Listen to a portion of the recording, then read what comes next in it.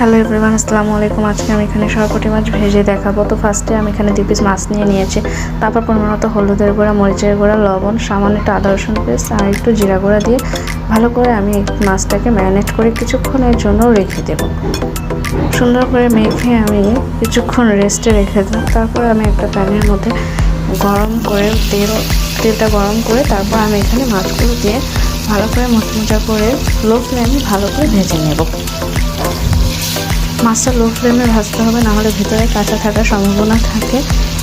এবার হালকা একটু ভালো করে মাছটাকে উল্টিয়ে পাল্টিয়ে ভেজে নেব। মাছটা একবার সুন্দর করে ভাজা হয়ে যাওয়ার পর উল্টিয়ে দেব, তারপর সুন্দর করে ভেজে নেব। হয়ে গেল আমার মুচমুচে মাছ ভাজা। কেমন লাগবে বলেন তো আপনাদের কাছে?